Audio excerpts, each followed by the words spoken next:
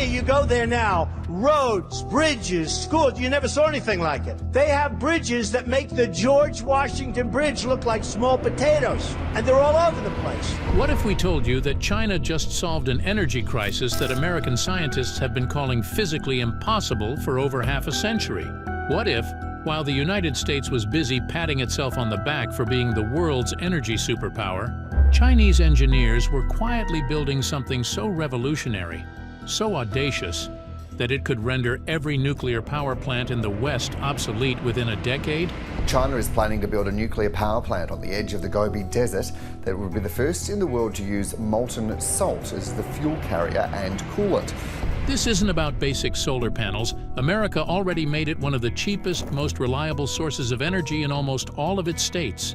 And we're not talking about wind turbines either. This is something far more powerful and far more game-changing than anything the world has seen since the Manhattan Project of World War II.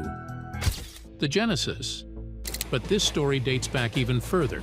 Between 1958 and 2006, China completed the construction of the Qinghai-Tibet Railway, or Qingzhang Railway. Today, with more than 600 miles of track being more than 13,000 feet above sea level, it's the highest railway line in the world. Passenger trains now run from Beijing, Chengdu, Chongqing, Guangzhou, Shanghai, Xining, and Lanzhou, and can carry between 800 and 1,000 passengers during peak season. Of course, building such an edifice was no easy task, and there were bottlenecks that engineers had to work around. For starters, about half of the second section was built on barely permanent permafrost. In the summer, the uppermost layer thaws, and the ground becomes muddy. The heat from the trains passing above can melt the permafrost even with a small change in temperature. The permafrost's weakness is the main issue. For areas of permafrost that aren't very fragile, an embankment of large rocks could do. However, in the most fragile areas, the rail bed must be elevated like a bridge. The engineers dealt with this problem in the areas of weakest permafrost by building elevated tracks with pile-driven foundations sunk deep into the ground. Just like the Trans-Alaska Pipeline system, portions of the track are also passively cooled with ammonia-based heat exchangers. This sounds very mind-blowing, but trust us when we say that this newest invention dwarfs anything China's made before. Energy for the future. Very recently, deep in the barren expanse of China's Gobi Desert, a team of 750 scientists achieved what America's top nuclear physicists declared was a fantasy, a pipe dream that defied the laws of physics and economics. They fired up the world's first commercially viable thorium molten salt reactor, and after a couple of test runs, it now works perfectly. No meltdowns, no radiation leaks, no catastrophic failures, just clean, limitless energy that could power entire cities for pennies on the dollar. Even better, this reactor runs using a fuel so abundant that China has enough of it buried in their soil to power the entire planet for the next 1,000 years. When the news broke, the silence from Washington was deafening. The U.S. Department of Energy, an institution that has billions on failed nuclear projects over the past 2 decades, quietly issued a one-paragraph statement acknowledging China's achievement. MIT professors who had publicly mocked China's thorium ambitions suddenly started retracting their papers. Energy consultants who'd built entire careers insisting thorium reactors were 50 years away went radio silent on social media. And President Donald Trump, well, his words from years earlier suddenly felt prophetic. I love China. People say, oh, you don't like China. No, I love them. But their leaders are much smarter than our leaders. And we can't sustain ourselves. China, you go there now, roads, bridges, schools, you never saw anything like it. They have bridges that make the George Washington Bridge look like small potatoes. Because here's the uncomfortable truth that no Western politician wants to admit. China didn't just build a better nuclear reactor. They've built a technology that makes America's entire energy strategy look like a relic from the Stone Age, while the United States clings desperately to aging uranium reactors that produce mountains of radioactive waste, while also posing the constant risk of Chernobyl-style disasters. China has leapfrogged straight into the future. But away from politics, why does this matter for all of us? The energy crisis we were hoping away. Well, it's because, contrary to what most people would like to believe, the global energy crisis isn't coming. It's already here. The signs have been there for quite a while now.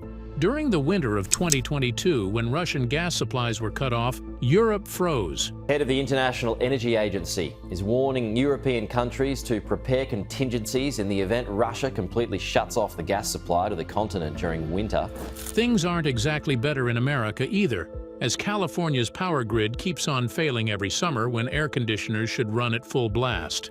Things are even worse in developing nations across Africa and Asia. Gigatons of carbon dioxide are being pumped into an already suffocating atmosphere, just so coal can be burned to keep the lights on. And while we stumble in this quagmire, the world's population is expected to hit 10 billion by 2050.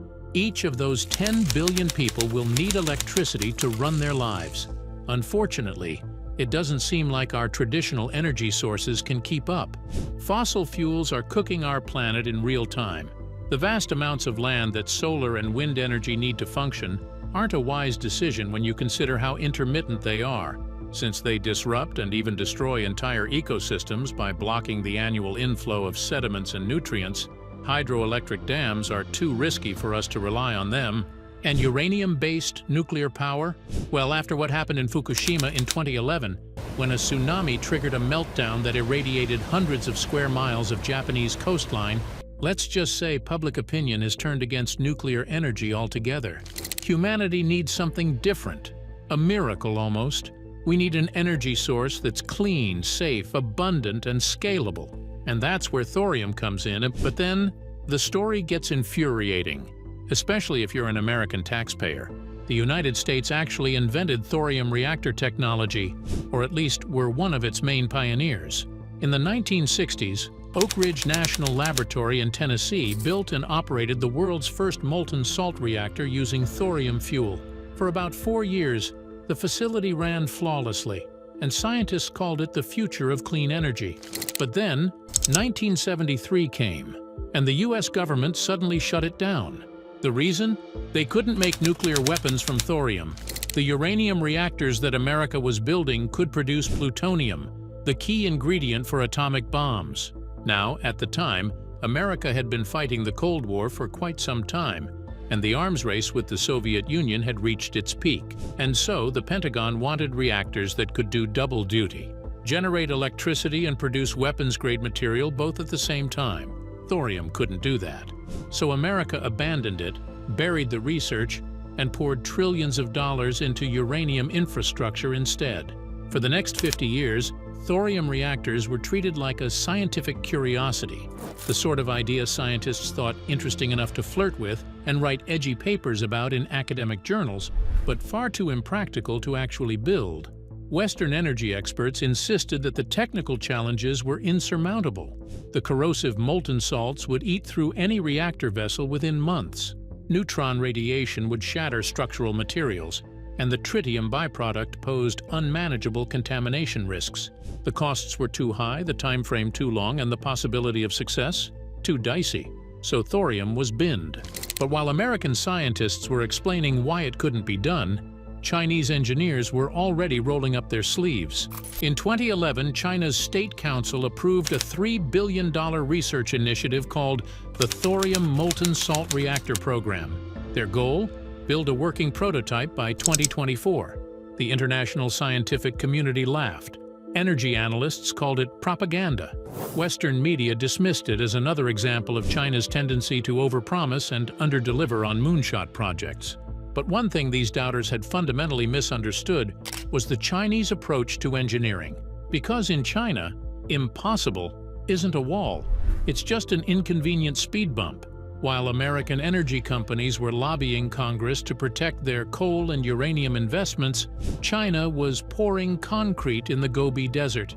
And now, just 13 years later, their seemingly impossible dream has become reality. China's thorium reactor isn't just operational.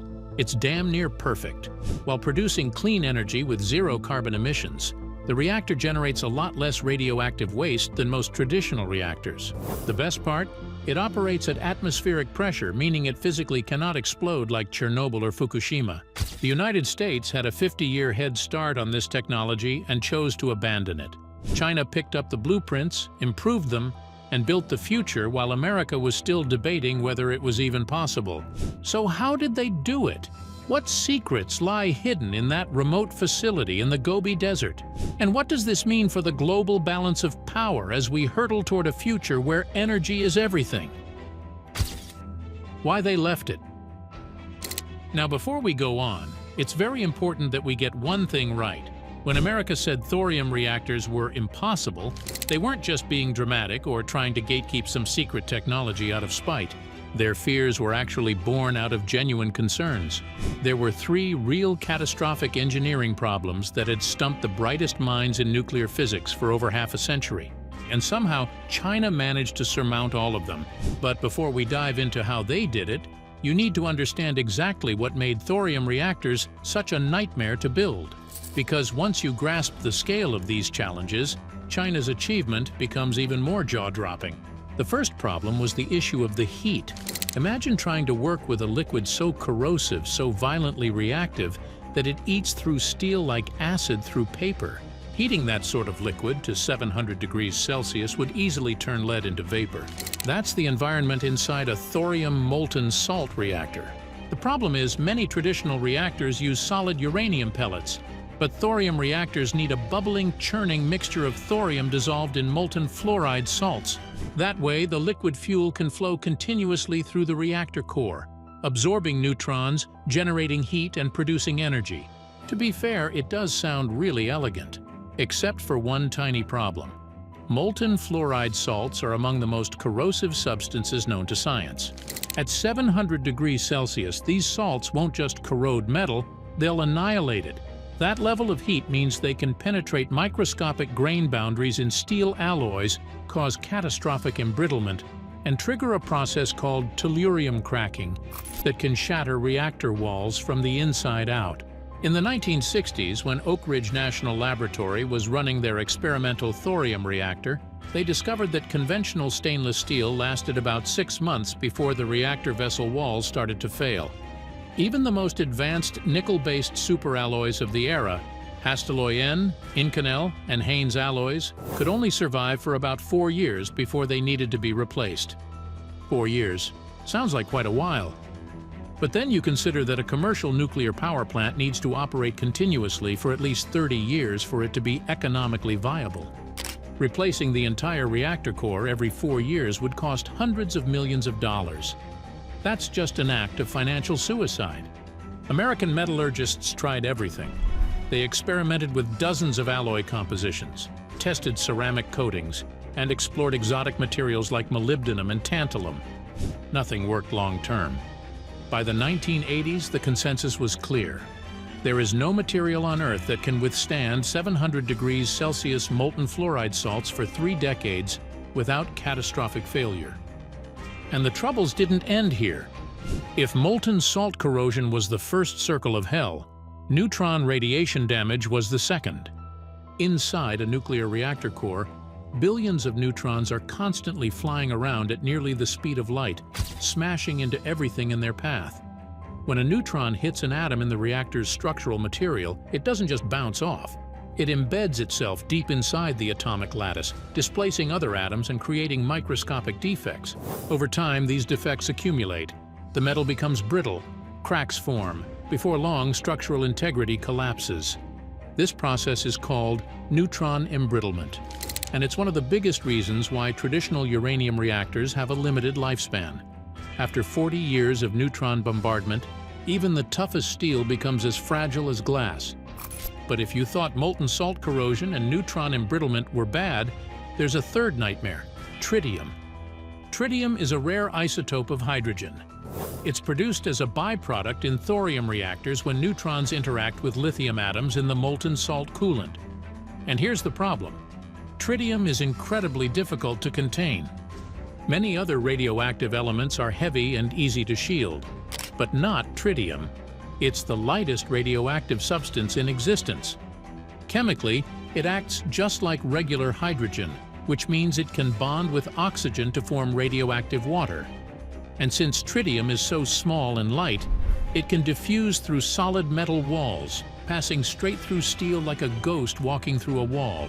This is called tritium permeation, And it's terrifying. If tritium were to escape from the reactor, the fallout would be terrible. Of course, the immediate sufferers would be the workers at the facility who'd be exposed to dangerous levels of radiation. Then groundwater would quickly get contaminated, and that would poison ecosystems. Even trace amounts of tritium contamination can render an entire facility uninhabitable for decades. This isn't some theoretical possibility. Japan has been a victim of this when they attempted to build an experimental fusion reactor that produced tritium as a byproduct. Despite using triple-layered containment barriers and advanced ceramic coatings, tritium leakage exceeded safe limits within the first year of operation. The project was eventually abandoned after billions in losses.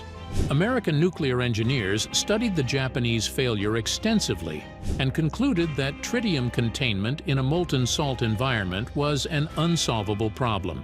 So essentially, if you were to build a working thorium molten salt reactor, you'd have to solve three nearly impossible problems at the same time. First, invent a material that can survive 700 degrees Celsius molten salt for decades. Then stop neutron radiation from shattering that material. And finally, contain tritium, a radioactive gas that slips through solid metal without leaking. Oh, and you'd have to do all this while keeping costs competitive with coal, natural gas, and traditional uranium reactors. In that case, we can't really blame everyone else for chickening out. But somehow, China managed to solve all of these problems. Completely, definitively. The main advantage they had was with location. The site for the reactor, near remote Wuwei City on the edge of the Gobi Desert, was chosen for multiple reasons. The first was its total isolation. Here, they could work in complete singleness of mind. The region was also seismically stable, meaning that there had been no major earthquakes there on record. Also, the region had access to underground aquifers, and in the event that there was a catastrophic leak, the radioactive contamination would be contained in the desert. Oh, and this thorium molten salt reactor doesn't require any water at all. Most conventional nuclear power plants depend on large volumes of cooling water, and that makes them vulnerable to droughts and heat waves. The philosophy behind this billion-dollar project was crystal clear. Pick the smartest people, give them unlimited resources, remove bureaucracy, and demand results. America had given up on thorium research in the 70s. Now China was quietly translating every Oak Ridge report, studying every failure, and preparing to improve on it. Turns out they did. To overcome the corrosion, researchers redesigned the alloy atom by atom, adding titanium, boosting molybdenum, introducing niobium, and refining purity to an extraordinary 99.97%. After 3 years of testing thousands of samples under electron microscopes and spectrometers, they'd finally created a superalloy that can survive molten salt for over 30 years. It reduced corrosion by 87% and virtually eliminated any cracking. For the reactor's graphite moderator, instead of using graphite blocks, engineers packed the core with 60,000 silicon carbide-coated graphite spheres, each of them about the size of a tennis ball. Molten salt flows between them, creating a naturally self-regulating neutron environment. When the temperature rises, the salt expands, reducing neutron absorption and slowing the reaction without any control rods. Next, a freeze plug failsafe would melt if overheated and drain the fuel into underground tanks. This design meant that a meltdown was physically impossible. Then, before loading real fuel, scientists used a powerful supercomputer to build a full digital twin of the entire reactor system. They modeled every pipe, valve, weld, and component in extreme detail. The team simulated failures ranging from cooling malfunctions to earthquakes and deliberate attacks. In total, they ran 1 billion hours of virtual tests, equal to around 114,000 years of reactor operation. That way, they'd simulated every possibility there was, and the result was a fully operational reactor that just weeks ago became fully operational. But far from this is far from just being a win for China. This is a win for the future of humanity. If we were to look at things from a clean energy perspective, molten salt reactors and thorium fuel are attractive because they promise to address several of the criticisms that have dogged traditional nuclear power. Operating at atmospheric pressure reduces the risk of high-pressure failures, while the liquid fuel can be drained into passive cooling tanks in an emergency. a feature that is often cited as an inherent safety advantage. Even better, thorium itself is more abundant than uranium on our planet, and when used in a properly designed fuel cycle, it can potentially generate less long-lived transuranic waste. And of course, we all know that's one of the most politically sensitive aspects of nuclear power in our world today. China's decision to invest heavily in this technology is also a geopolitical signal. By moving first on a working thorium molten salt reactor and tying it to a broader national strategy, Beijing is positioning itself as a standard setter for advanced nuclear designs that could be exported to energy-hungry partners in Asia, Africa, and the Middle East. And here's the kicker. Yes, the rest of the world just suddenly woke up to news of this functioning plant on November 21st, but China had already been working on it in silence for decades. And that can only mean one thing. Chinese engineers have been quietly building up operational experience that other countries lack, and that experience would translate into commercial advantage once these molten salt reactors move from demonstration to deployment. Of course, if that happens, then it means that the thorium project isn't just a scientific experiment, but part of a larger effort by China's energy planners to dominate the next wave of nuclear technology in the same way the country has already come to dominate solar manufacturing. But even if things still go left, China has to be applauded for at least getting this idea off the ground. Their philosophy of building things first, then improving on them later, is definitely something the Western world powers must swallow their pride and begin to emulate. Thanks for watching. See you in the next one.